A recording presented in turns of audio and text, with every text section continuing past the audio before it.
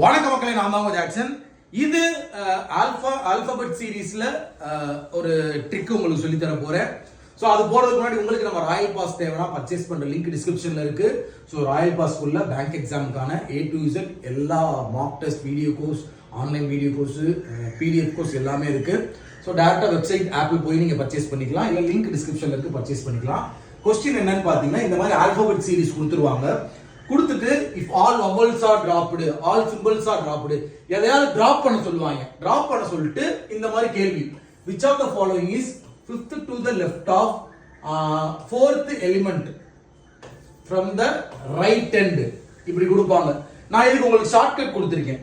லெஃப்ட்னா minus, ரைட்னா minus, left லெஃப்ட்னு இருந்துச்சுன்னா plus பண்ணணும்னு சொல்லியிருக்கேன். அப்ப நம்ம இதை என்ன செய்யணும், 9 அப்படின்னு பிளஸ் பண்ணணும். 9 கடைசி இருக்க அந்த ரைட் ஹேண்ட்ல பார்க்கணும், 9th from the right hand பார்க்கணும்.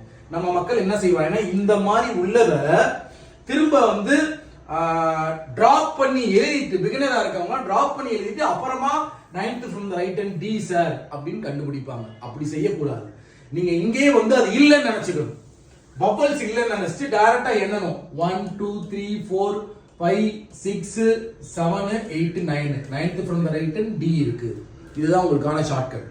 So all symbols are dropped ன்னு சொல்லுவாங்க, இல்ல consonant are dropped ன்னு சொல்லுவாங்க. எப்படி சொன்னாலுமே அங்க டிராப் ஆயிருக்குன்னு நினைச்சு நீங்க அதை ஸ்கிப் பண்ணிட்டு போயிருங்க. எண்ணும் போது 1 2 3 4 5 6 7 அப்படின்னு இதை எண்ணும் போது நான் ஸ்கிப் பண்ணி இதை இல்லைன்னு நினைச்சுக்கிறேன். 8 9 அப்படின்னு பார்த்துருக்கேன். ஸோ இதுதான் உங்களுக்கான ட்ரிக். இது உங்களுக்கு யூஸ்ஃபுல்லா இருக்கும்னு நினைக்கிறேன். அடுத்த வீடியோ உங்களுக்கு மீட் பண்ணுவோம்.